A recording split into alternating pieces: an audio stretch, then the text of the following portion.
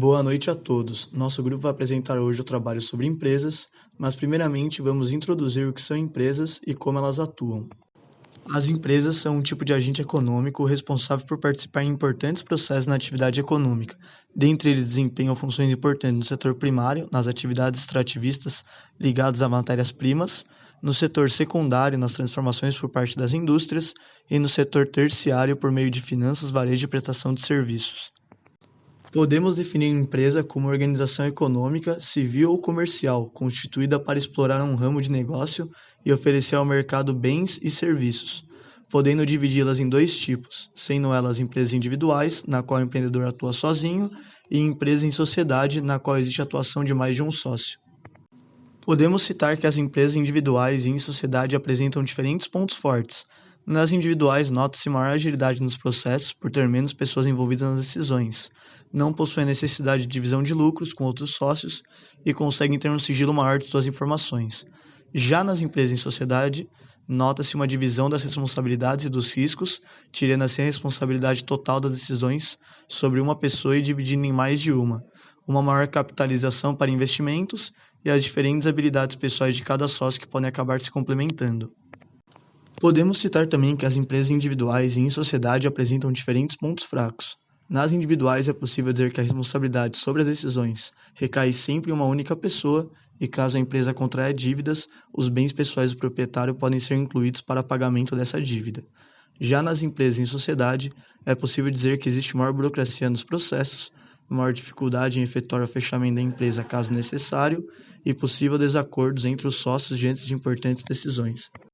Dentre as empresas individuais, existem diferentes tipos, como as MEI, que são os microempreendedores individuais, EI, que são os empresários individuais, e EIRELI, que são as empresas individuais de responsabilidade limitada, tendo como diferença o fato de que as MEI podem ter lucro simples nacional até 81 mil por ano, as EI podem ter lucro simples nacional até 360 mil por ano, e as EIRELI podem ter lucro simples nacional entre 360 mil e 4,8 milhões por ano. Já dentre as empresas em sociedade, existem diferentes tipos, como as LTDA, Sociedades Limitadas, e as SA, Sociedades Anônimas, tendo como diferença o fato de que as LTDA podem ter lucro presumido até 78 milhões por ano, e as SA podem ter lucro real obrigatório se for maior que 78 milhões por ano. Bom, agora vamos falar do livro Um Mundo Sem Pobreza, mas primeiramente vamos falar do autor, Muhammad Yunus. Muhammad Yunus se tornou famoso por ter criado o maior banco de microcrédito do mundo, o Grameen Bank, e por ter escrito também o best-seller, O Banqueiro dos Pobres. Desde o surgimento do banco em questão, o autor criou várias outras empresas e essa empreitada redundou no recebimento do primeiro Nobel da Paz, juntamente com o Grameen Bank. Um novo tipo de empresa. Segundo Mohamed Yunus, a globalização, como princípio empresarial geral, pode trazer mais benefícios para os pobres do que qualquer outra alternativa, através da ideia de que os mercados livres se expandam além das fronteiras nacionais, permitindo assim o comércio entre as nações e um fluxo contínuo de capital, com governos que atraiam empresas internacionais, oferecendo-lhes instalações, conveniências operacionais, além de vantagens tributárias e regulatórias. No entanto, sem supervisão e diretrizes adequadas, essa alternativa pode ser altamente destrutiva, pois, fazendo uma metáfora, o comércio global é como se fosse uma estrada cheia de pistas ao redor do mundo. Se não tiver fiscalização e regulamentação, a estrada será tomada por caminhões gigantescos, oriundos das economias mais poderosas, enquanto os veículos pequenos serão empurrados para fora da estrada. Portanto, precisamos de leis de trânsito justas, bem como sinalizações e mecanismos de controle, pois essas leis de trânsito servem para restringir, regulamentar e dar aos mais pobres um lugar na estrada. Senão, os mercados livres globais ficam sujeitos ao controle do imperialismo financeiro. O governo é a solução? Na teoria, sim, pois uma empresa pensa nos seus interesses individuais, já o governo nos interesses sociais da população. O governo que propõe as leis de trânsito e elas são exatamente o que limita o capitalismo e o livre comércio entre os países. As leis não são perfeitas e abrem brechas para as empresas infringirem regras e enganar os consumidores. Políticos se aproveitam de oportunidades e falhas governamentais para praticar fraudes e corrupções. Conclui-se que o governo não é a resposta, devido à alta burocracia e ineficiência nas ações. O governo tem de fazer a sua parte para ajudar a aliviar nossos piores problemas, mas, sozinho, não pode resolvê-los. Organizações sem fins lucrativos. Origem. Com a insuficiência do governo, muitas pessoas que se preocupam com os problemas mundiais fundaram as organizações. O objetivo principal dessas organizações é ajudar e socorrer aqueles que estão em dificuldades, como, por exemplo, a generosidade desses grupos já salvou milhares de vidas em Bangladesh, após o período de enchentes e maremotos. Instituições multilaterais, a elite do desenvolvimento. Meta principal: eliminar a pobreza promovendo o desenvolvimento econômico em países e regiões que estão ficando para trás. A principal instituição multilateral é o Banco Mundial, que tem como meta principal acabar com a pobreza. Mas ela se encontra em buscar essa meta por meio do crescimento econômico em larga escala. Isso significa que se o PIB, Produto Interno Bruto, está crescendo em dado país ou região, o Banco Mundial acha que está alcançando sua meta. Esse crescimento pode ser dolorosamente lento. PIB, o Produto Interno Bruto. O Produto Interno Bruto representa a soma de todos os bens e serviços finais produzidos numa determinada região, durante um período determinado. O PIB é um dos indicadores mais utilizados na macroeconomia com o objetivo de quantificar a atividade econômica de uma região. Uma outra alternativa para a pobreza global é a responsabilidade social corporativa, mais conhecida como RSC, ou seja, a responsabilidade social por parte das empresas. As ONGs, os ativistas sociais e os políticos fazem uma pressão para essas empresas mudarem suas políticas em relação ao trabalho, meio ambiente, qualidade de produto, precificação e comércio justo. Não muito tempo atrás, os executivos das empresas exploravam trabalhadores, poluíam o meio ambiente, adulteravam os produtos e cometiam fraudes, tudo por lucro. Porém, hoje em dia, na maioria dos países desenvolvidos, isso já não ocorre mais, graças à regulamentação governamental e ao movimento a favor da responsabilidade social corporativa, a chamada RSC.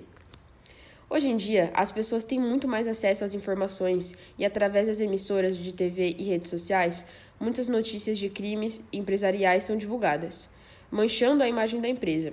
Logo, a maioria das corporações tentam manter uma imagem positiva e limpa, dando impulso à RSC.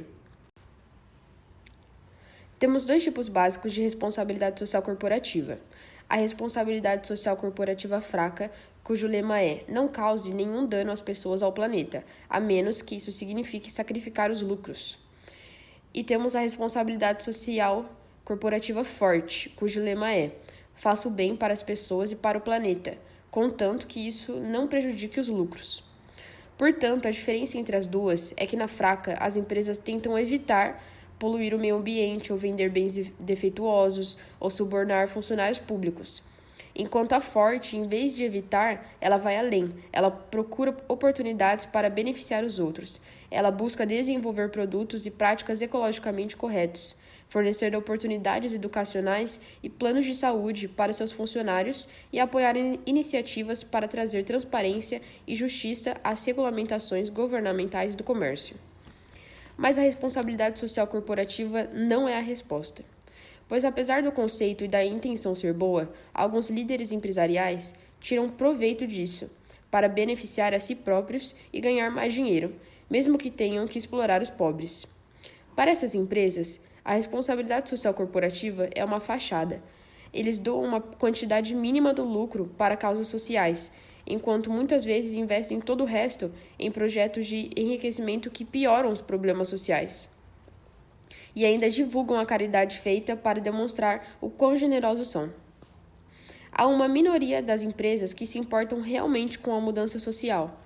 E com o fator dos jovens, que são mais atentos às notícias da internet e se preocupam com questões como aquecimento global, mão de obra infantil, direito das mulheres, pobreza mundial, temos alguma esperança. Pois esses jovens que estão entrando nas empresas agora, um dia serão os presidentes e diretores das mesmas, e levarão essas questões para a sala de diretoria. Esses novos líderes tentarão fazer com que a responsabilidade social corporativa seja parte fundamental das empresas. Porém, há outro problema. Os gerentes corporativos respondem diretamente aos donos das empresas, sejam eles proprietários privados ou acionistas da empresa. E esses proprietários querem ver o valor monetário do seu investimento crescer. Logo, os gerentes têm como objetivo aumentar o valor da empresa. E o único modo de fazer isso é aumentando os lucros da empresa. E a obrigação legal dos administradores, perante os acionistas, maximizar os lucros a menos que os acionistas digam o contrário. Logo, as empresas que acreditam na responsabilidade social corporativa tentam ser socialmente responsáveis se isso não impedir de elas obterem o maior lucro possível. Algumas vezes, felizmente acontece de as necessidades da sociedade e as oportunidades de lucro da empresa coincidirem. Mas e quando isso não ocorre? A experiência mostra que o lucro sempre sai ganhando, pois se os gerentes que respondem aos donos ou acionistas aceitassem obter lucros reduzidos a fim das causas sociais, os proprietários teriam motivos para se sentirem enganados e achar que a responsabilidade social corporativa é uma irresponsabilidade financeira corporativa. Portanto, no final, apenas um resultado importa: os lucros financeiros. Está na natureza das empresas não estar equipada para lidar com os problemas sociais. O problema está na própria natureza do negócio, no conceito de empresa que reside no âmago do capitalismo. E sobre o capitalismo, pode-se dizer que ele adota uma visão estreita da natureza humana, presumindo que as pessoas são seres unidimensionais, interessadas apenas na base de lucro máximo. No geral, o conceito de mercado livre baseia-se em um ser humano unidimensional. A teoria corrente de mercado livre sofre de uma falha de conceitualização, uma falha em capturar a essência do que é ser humano, pois a teoria convencional de negócios diz que há o ser humano unidimensional para fazer o papel de líder empresarial, ou seja, do empreendedor, e ele é isolado do restante da vida, dos aspectos religiosos, emocionais, políticos e sociais.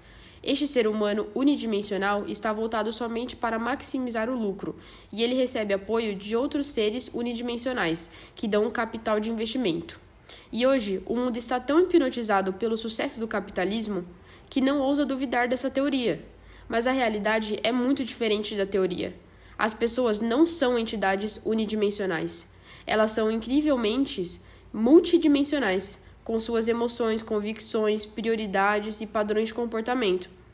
A presença da personalidade multidimensional significa que nem todas as empresas deveriam se dedicar ao objetivo único de maximizar os lucros. Aí que entra o novo conceito de empresa social. A empresa social é vista como solução para superar a pobreza no mundo.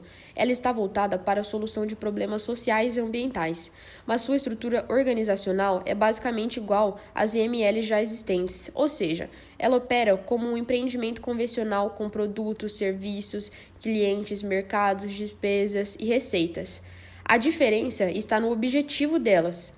Na empresa social, o princípio de maximização dos lucros é substituído pelo princípio do benefício social, e não há distribuição de lucros e dividendos aos acionistas. A ideia é que a empresa devolva a quantia dos que financiaram, mas o lucro, ao invés de ser incluído nisso, fica retido para investimento na própria empresa.